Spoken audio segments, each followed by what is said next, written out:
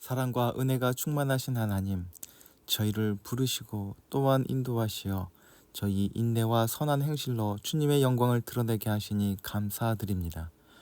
모든 순간 저희가 기쁨과 평화 속에만 거할 수는 없지만 주님 안에서 서로 짐을 나누고 사랑을 실천하며 인내의 열매를 맺게 하여 주옵소서. 이 시간 성령 하나님께서 우리와 함께하여 주시길 조용히 간구합시다.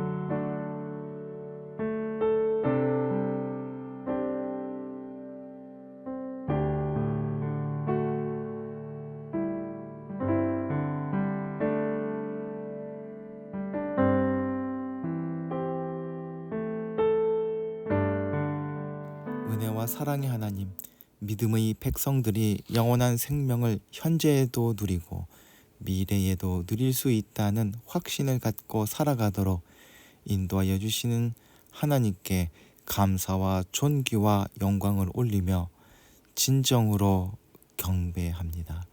지금까지 인도하신 하나님을 찬양하며 언제나 주님의 도우심과 사랑을 힘입어 살아가게 하여 주옵소서. 천지 만물을 주관하시는 하나님 아버지, 무성하게 잎이 자라는 나무를 보면서 저희 인생이 저 나무들 같이 잎사귀만 무성한 것은 아닐까 돌아봅니다.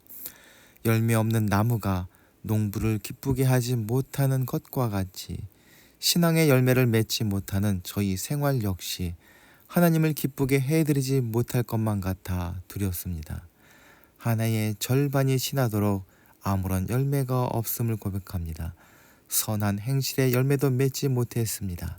저희 입술에 찬송과 기도의 열매도 찾아볼 수 없고 저희 중심에는 하나님만 의뢰하는 견고한 신앙의 열매도 맺지 못했습니다. 성령 하나님의 음성에 귀를 기울이지 못함으로 정욕의 열매만 맺고 있는 저희의 모든 죄를 내어놓사오니 용서하여 주옵소서. 해와 바람을 주관하시는 주님께 기도하오니 뜨겁게 찾아온 이 더위를 저희가 잘 이겨내게 하여 주옵소서. 장마가 길어진다 하더니 금세 또 끝나버렸습니다. 유럽은 역대급 폭염이라는 소식을 작년에도 들었는데 올해도 또 듣게 됩니다. 갈수록 무더워지는 이상 기후는 저희를 힘들게 할 뿐 아니라 두렵게 합니다. 이 더위를 잘 견딜 힘을 주옵소서. 또한 점점 뜨거워지는 지구를 식힐 수 있는 길을 찾고 노력하게 하여 주옵소서. 더위와 땡볕을 피하지 못하고 일해야 하는 이들을 돌아봐 주시고 폭염으로 목숨을 잃는 가축들, 바다 생물들, 식물들을 지켜주옵소서. 무엇보다 이번 한 주간 동안 서로의 마음을 시원케 하는 기쁘고 즐거운 소식들이 가득할 수 있도록 인도하여 주옵소서. 저희를 세상으로 보내신 주님, 외로운 신앙 여정 속에서도 저희의 마음을 붙들어 주옵소서. 환영받지 못한 기억은 저희 안에 절망을 남기고 억눌린 일들과 잊힌 얼굴들의 침묵을 지우는 듯 울려 퍼지는 말들은 저희를 더 고독하게 합니다. 그러나 거절당한 이들의 분노와 슬픔을 아시는 주님, 주님은 모든 두려움을 넘어서는 기쁨을 주시는 분임을 또한 고백합니다. 그 기쁨이 저희를 살게 하는 힘이라는 것을 잊지 않게 하여 주옵소서. 낙심에 갇히지 않게 하시고 성과 앞에 우쭐하지 않게 하시며 언제나 저희를 자랑스럽게 여기시는 주님 곁에서 다시 걸어갈 용기를 얻게 하여 주옵소서. 이리 앞에 놓인 양처럼 저희는 연약하지만 주님의 평화가 저희 걸음에 실리게 하시고 주님의 뜻을 끝까지 증언하게 하여 주옵소서. 예배로 나온 예양공동체 식구들과 함께하여 주옵소서. 주님 없이는 아무것도 수여하지 못한 저희를 불쌍히 여기사 예배를 통하여 하늘의 풍성한 은혜를 누리게 하시고 찬양 가운데 하나님의 임재를 경험하며 눈물로 간구하는 기도마다 응답하여 주시어 지혜를 주시고 육신의 강건함을 더하여 주시고 물질도 풍성하게 하여 주시사 나누며 베푸는 삶을 살아가게 하여 주옵소서. 세우신 거룩한 빛 등대께에도 든든하게 세워지게 하여 주시사 모이면 예배하고 흩어지면 주님의 복음을 전하는 하나님의 제자여 보냄받은 일꾼의 사명을 감당하게 하여 주시옵소서. 주호군도 강건케 하여 주시사 하나님의 기쁨이 되며 모든 이의 소망으로 자라나게 하여 주시옵소서. 주님의 도우심을 필요로 하는 문봉 제빵소와 함께 하여 주시옵소서. 경영의 결정을 내릴 때마다 지혜를 더하여 주시고 성실함으로 일할 때마다 아름다운 주님의 기업이요 가게로 소문나게 하여 주시옵소서. 우리 구주 되신 예수 그리스도의 이름으로 기도하옵나이다. 아멘.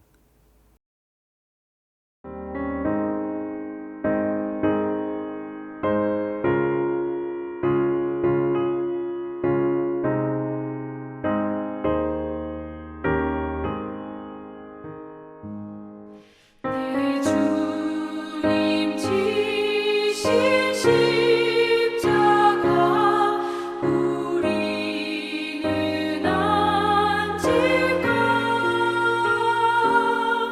내게 나 있는 십자가 내게도 있도다.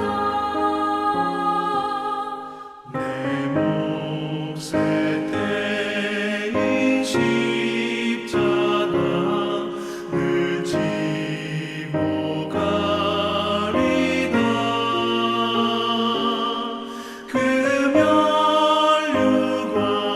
면류관을 쓰려고 저 천국 가겠네. 저수정 같은 길에서 면류관 벗어서 주 예수 앞에 바치며 늘 찬송하겠네.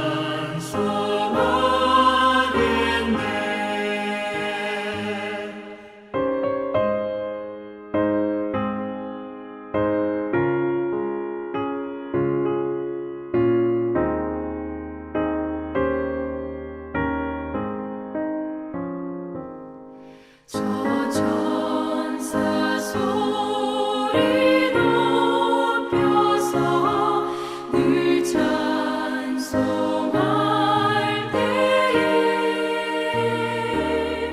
그 좋은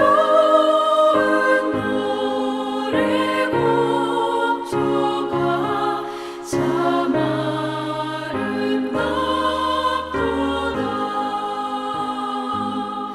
그 면류관도 귀하고 부활도 귀하다. 저 천사 내려보내사 날 영접하소서.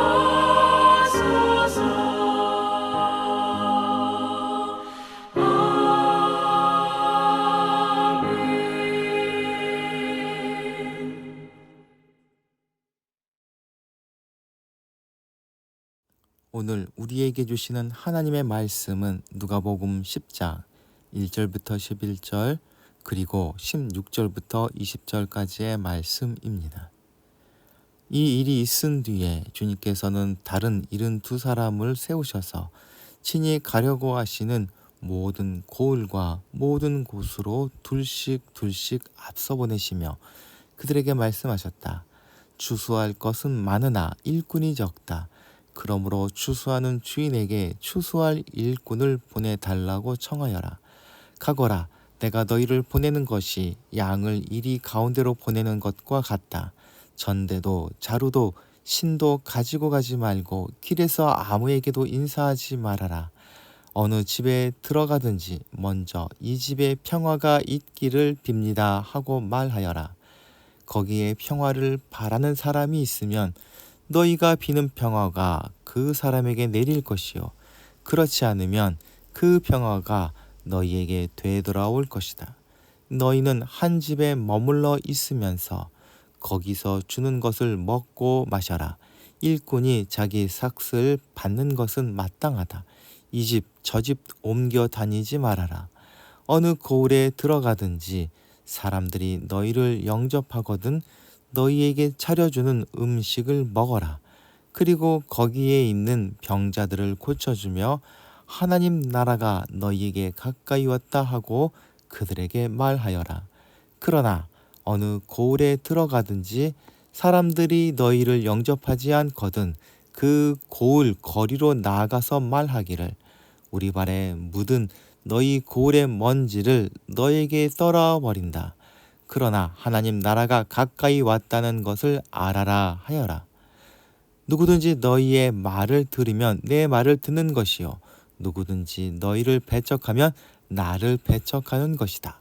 그리고 누구든지 나를 배척하면 나를 보내신 분을 배척하는 것이다. 72사람이 기쁨에 차서 돌아와 보고하였다. 주님의 이름을 대면 귀신들까지도 우리에게 복종합니다. 예수께서 그들에게 말씀하셨다. 사탄이 하늘에서 번개불처럼 떨어진 것을 내가 보았다. 보아라, 내가 너희에게 뱀과 전갈을 밟고 원수의 모든 세력을 누를 권세를 주었으니 아무것도 너희를 해하지 못할 것이다. 그러나 귀신들이 너희에게 굴복한다고 해서 기뻐하지 말고 너희의 이름이 하늘에 기록된 것을 기뻐하여라. 아멘.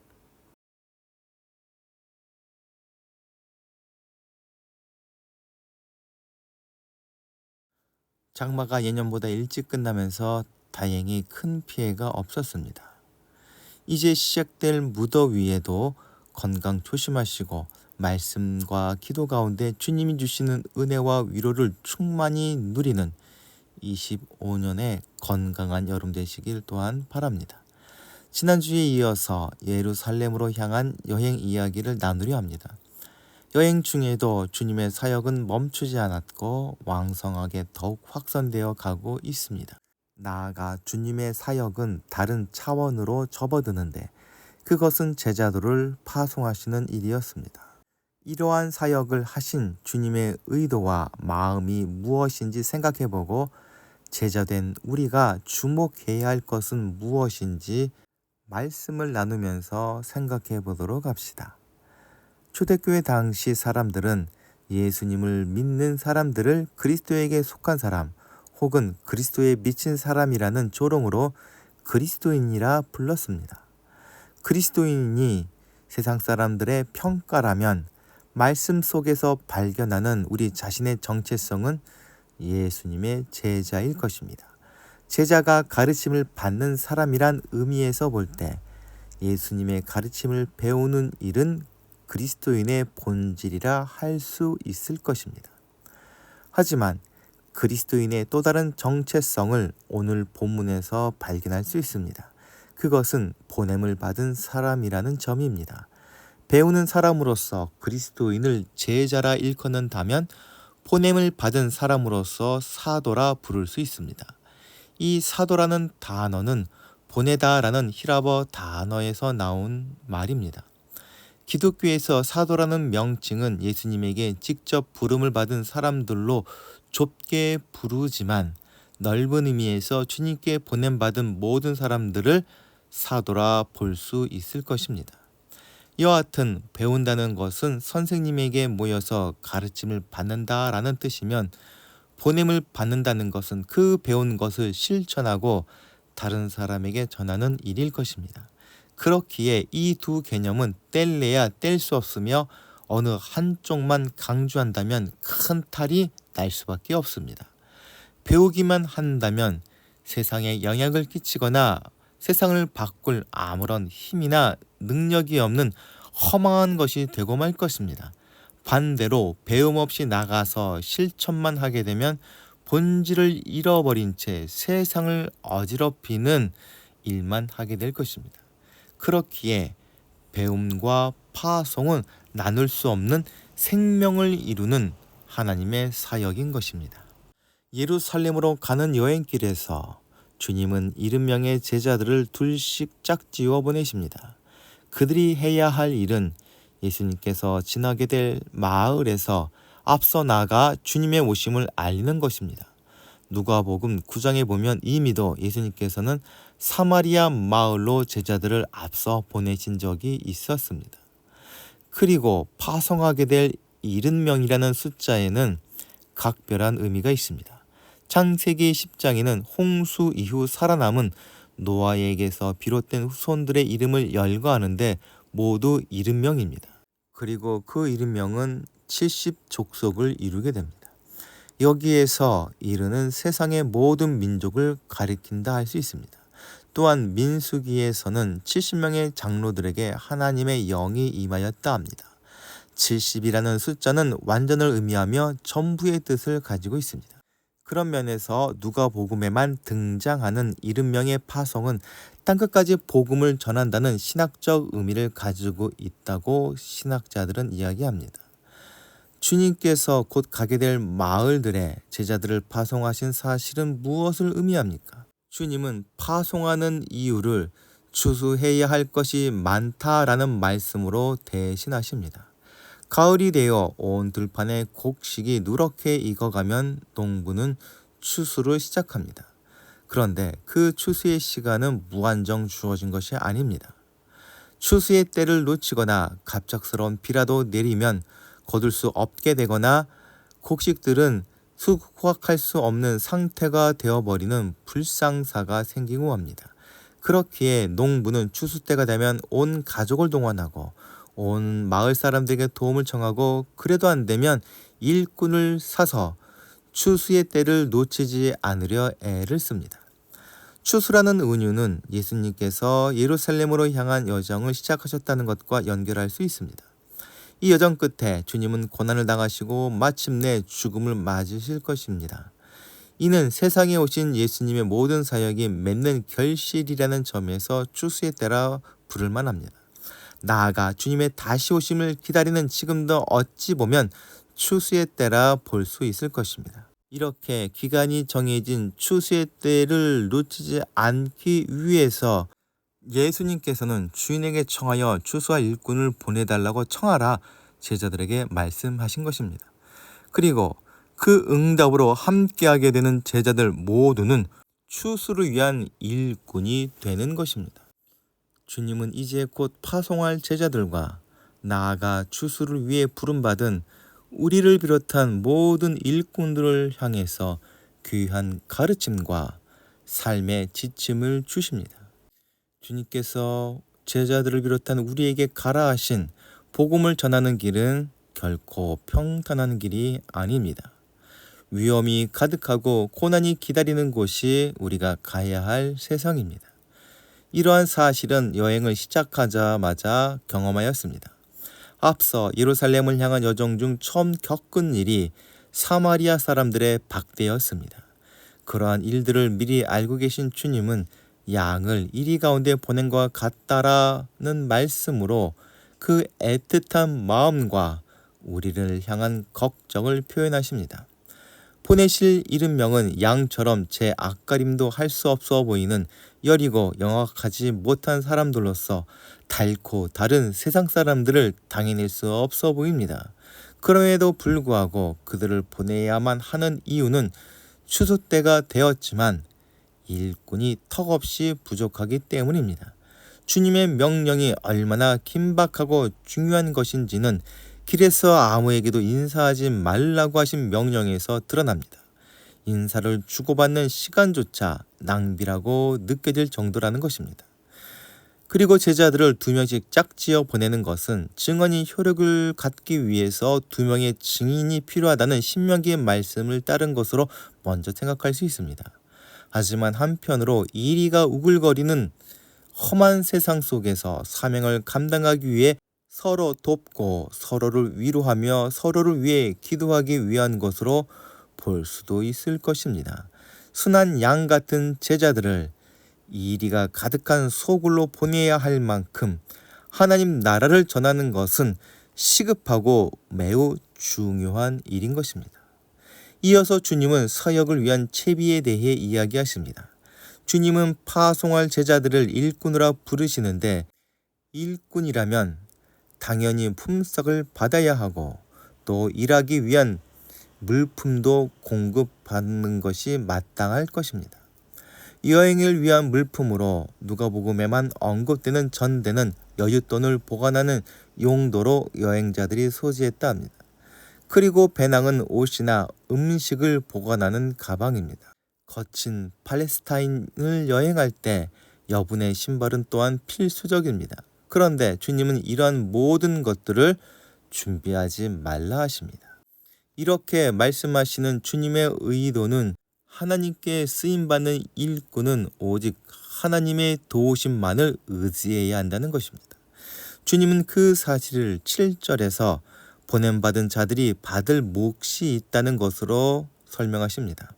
제자들은 방문한 곳에서 영접을 받게 될 것이며 그들의 환대로 사역에 필요한 모든 것들을 제공받게 될 것입니다. 보냄을 받은 이들이 준비해야 할 채비는 오직 보내신 분의 소명뿐입니다. 그 외의 모든 것들은 보내신 분이 준비하고 채워주실 것입니다. 보냄을 받은 이들은 예수님께서 가실 곳에 앞서갑니다. 그들은 예수님께서 여기 오신다는 소식을 알리는데 그 소식은 이 집이 평안할지어다 라는 메시지로 전달됩니다. 그것을 받아들인다면 그 사람은 평화를 얻을 것입니다. 평화를 바라는 사람은 제자들이 전하는 평화, 곧 구원의 복음을 수용하는 사람을 의미합니다. 그러나 평화를 거부하면 제자들이 전한 평화는 제자들에게 돌아옵니다. 세상이 거부한다 해서 주님의 오심이 취소되지 않듯이 우리가 전한 평화의 선포를 사람들이 받아들이지 않는다고 해서 그 평화가 무효가 되지 않습니다. 평화의 소식을 들은 이가 받아들이면 평화는 그의 것이 되지만 거절하며 평화는 평화의 소식을 전한 이의 것이 됩니다. 평화를 받아들이는 사람은 평화를 바라는 사람입니다. 평화를 바라는 사람을 원어에서는 평화의 자녀라 표현하는데 자녀란 아버지의 유산을 받은 이들입니다. 하나님의 선물인 평화를 받는 이들은 하나님의 자녀가 되는 것입니다. 보냄을 받았던 70명의 제자들은 사역을 감당하고 주님께 돌아옵니다.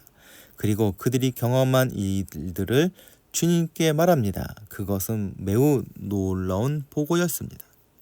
제자들은 성공적으로 사역을 마치고 안전하게 돌아옵니다. 그들은 기쁨에 겨워 자신들의 사역을 보고합니다.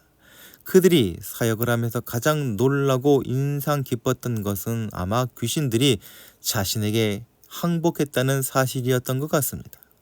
하지만 주님은 그들을 파송하실 때 귀신을 쫓아내라는 명령을 하신 적이 없었고 평화를 전하고 하나님 나라가 가까이 왔음을 선포하는 것이 그들에게 주신 임무였습니다. 그런데 제자들은 자신의 임무보다 귀신들을 쫓아낸 일들을 더 자랑스럽게 보고합니다. 아마도 제자들은 평화를 전하는 일은 아무나 할 수 있는 별것 없어 보이는 일처럼 느껴졌기에 따로 보고하지 않았던 것 같습니다. 반면 귀신을 쫓아내는 능력을 가졌다는 사실에서 자신들이 특별한 사람이 되었다고 생각했던 것 같습니다. 나아가 그 능력으로 주님이 맡겨주신 사명보다 더 위대한 일들을 해냈다고 자랑 차원에서 주님께 보고하였던 것 같습니다.